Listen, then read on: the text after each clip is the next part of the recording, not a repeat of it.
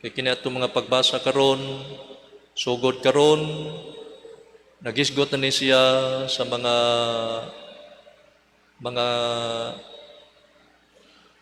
pagpangandam sa pag-abot ni Kristo sa unang higayon, sa iyang pagpakatao. Nga ang iyang pagkatao gitagna na sa mga propeta, gihisgutan na sa mga karaang mga tao sa karaang panahon. Kay pagkasala sa tao, ang tao nagpalayo sa Ginoo. Kunya sa dihang naliyo ang tao sa Ginoo, wa na say igong kusog pagbalik kaniya. No nahimo na ang tao nga helpless, wa na say igong kusog pagbalik sa Ginoo. Wa na ang Ginoo mo'y miduol sa tao og bitanyag og kaluwasan. Munang sa unang pagbasa gitagna ni propeta Isaías, no, nga ang harianong kaliwat ni David sama sa kahoy nga giputol apan maingon nga bag-ong mga sanga mutubo gikan sa tuod, mutungha usab ang usa ka bag-ong hari gikan sa kaliwat ni David.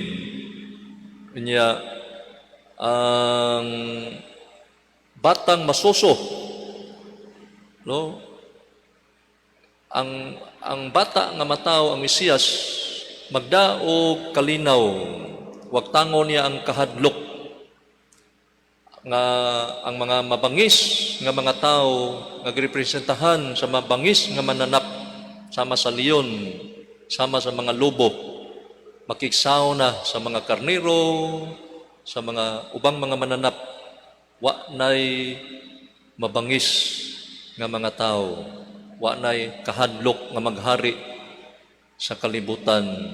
Kay nagpakatao man si Jesus, iyang wag tangon ang kahadlok, ang kakuyaw, o wag tangon ang mga mabangis nga mga tao, no, iyang balhinon ang mga kasing-kasing nga mga tig-a, mga gahi ngadto sa kasing-kasing nga mahigugmaon, maluluyon.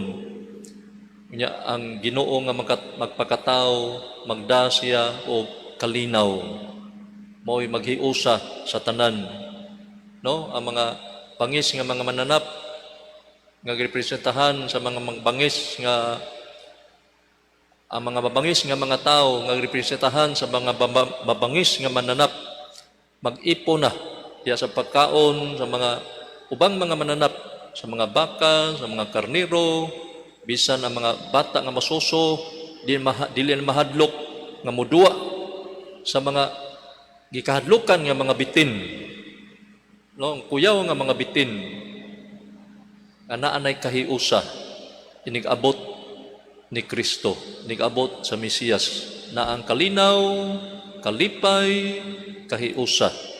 No?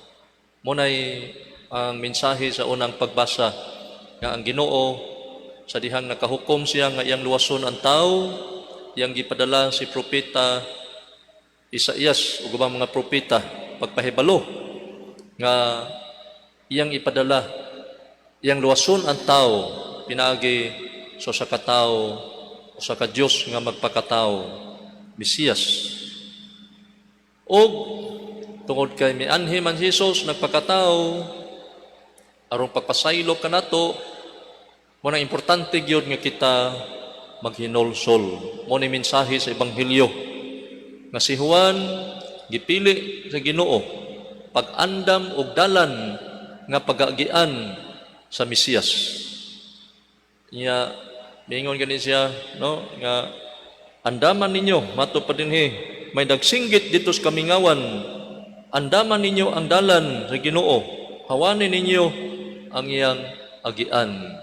Si San Juan magbubunyag gipili sa Ginoo nga mo andam sa dalan ni Kristo, nga agian sa Ginoo. Giunsa man niya pag-andam ang mga tao, pinaagi sa pagwali nga hinulsuli o biyain ninyo ang inyong mga sala. Sa to pa kini dayang Pasko sa pagkatao sa Ginoo. Una sa tanan, Pasko kini nga ang Ginoo matao kun ang mga tao naghinulsol sa ilang mga sala. Una sa dili pa ang Pasko, doon nagyoy giauhag yun ang mga tao nga manuol kita sa sakramento sa pagkumpisal. Kay ang sala raba maora ba ni nakapahimo sa tao nga kaaway sa Dios. Tungod sa sala, ang tao nalayo sa Dios. Tungod sa sala, ang tao naputol ang iyang relasyon sa Ginoo. Tungod sa sala, ang tao nalayo sa iyang isikataw. Tungod sa sala, ang tao nalayo siyang mismong kaugalingon. Mato pa ni San Agustin, God is more closer to us than we to ourselves. Pero kung atong hinulsulan ng atong mga sala, atong basulan atong mga sala, mahiusa kita sa Ginoo, mahimo kitang higala sa Dios, madugtong pag-usab ang relasyon tali sa tao ug sa Dios, ug mahiusa kita sa atong isikataw, mahiusa kita sa atong kaugalingon. No?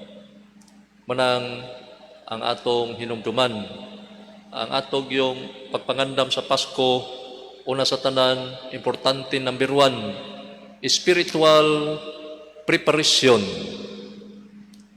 Kay dagham kay mga tao ron nga nangandam na unsay kanon, unsay sulubon sa Pasko, kinsay tigaag pinaskuhan, unsay ihatag pinaskuhan, nya unsay adorno, mga parol, mga series, Christmas tree, nindot kay ni. Pero kung atong hikalimtan ang gitawag og spiritual preparation, kunya nindot na kitag mga series, mga parol, mga Christmas tree, limpyo na atong balay, o wa gyud tay kumpisal, wa tay hinulsol sa atong mga sala. Moabot na lang ang Pasko, pero dili gyud mataw si Jesus sa pasungan sa atong kasing-kasing. Diya bitay usa ka tawo gipangutana sa Ginoo, ingon ang Ginoo, "Jipoy, karong Disyembre 25 ako marong birthday. Unsa may imong ikagasa sa akong birthday? What is the best birthday gift on my birthday this coming December 25?"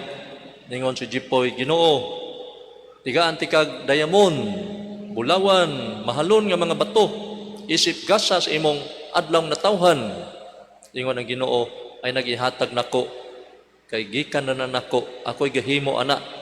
Ingon si Jipoy, "Ginoo, tigaan kag mga lami nga mga prutas sama sa grapes, apples, piras, mangga."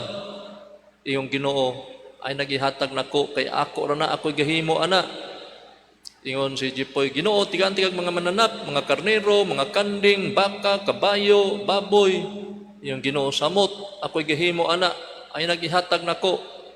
Ihatag hinon nako ang wa magagikan nako, nga nagigikan kanimo, nga mao ang imong mga sala."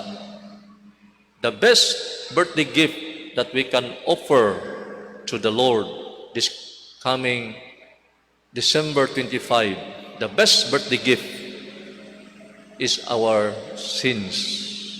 Mo ni gipangayo si Ginoo nga mianhi nagpakatao si Jesus aron pagpasaylo sa atong mga sala. Kung magpisal na ta, maghinulsol ta sa mga sala, ato yung mabati ang kanindot sa kalipay, sa kadasig sa Pasko. Kay way laing nagda sa kalipay sa Pasko si Jesus ra. Ato pakpakan si Jesus, no? Kay kon kini mahitabo sa atong kinabuhi nga maghinulsol kita, mo sanong kita sa wali ni Juan nga magbubunyag atong hinulsulan, basulan atong mga sala, malipayon ang atong Pasko. Bahalag wa tay madawat nga mga butang, bisag wa tay madawat nga mga pinaskuhan nga mga butang, pero kung kita nakakumpisal, nakahinulsol, nindot ang atong Pasko. Pero bisag makadawat kag bonus karong Paskuha, makadawat kag mga pinaskuhan sa imong mga nagkugos nimo mga nagkugos, no? Nakadawat kag mga cellphone, mga sapatos, ug wa kay kumpisal, dili gyud nato mabati ang tinud-anay nga kalipay sa Pasko, kay dili mataw si Jesus sa pasungan sa tong kasing-kasing kung nagpabilin pa ang sala. Kung bisag hayag pang atong mga series atong mga balay, bisag hayag pa atong mga series atong mga grounds, mga kahoy, no, mga Christmas tree, bisag kasiga-siga pa atong mga series nindot kitan-awon, kung wa tay kumpisal, ngit-ngit ang atong kasing-kasing, mingaw, hawang, something is missing, someone is lacking. Munang importante kaayo nga mubalik kita sa Ginoo, atong andamon ang espirituhanon nga pagpangandam, kay walay laing makatagbaw sa tao, ang Ginoo ra. No, only Jesus satisfies, only Jesus fills our heart. Siya ang atong gipangita sa atong kasing-kasing. Muna gingon sa panultihon nga man will never be satisfied in his cravings for material things, because only Jesus can satisfy our hearts. Only Jesus can fill in the vacuum, the space inside our hearts. Siya ra, no? Ang kalipay sa Pasko, nagaagad yun sa atong paninguha nga mobalik kita sa Ginoo pinaagi sa pagkumpisal, pagbasol sa atong mga sala. Kay mao ni gianhi ni Jesus, nagda siya pasaylo, gitawag siya manluluwas, iya kitang luwason gikan sa atong mga sala. Pero unsaon man niya paghatag pasaylo kundi ta maghinulsol. Dingon na ba sa Agustin, repentance is the strength of man, but the weakness of God. Nga ang paghinulsol maoy kusog sa tao, pero kahuyang sa Dios. Manindog kitang tanan, magampo kita nga sa Ginoo, nagatuo kami sa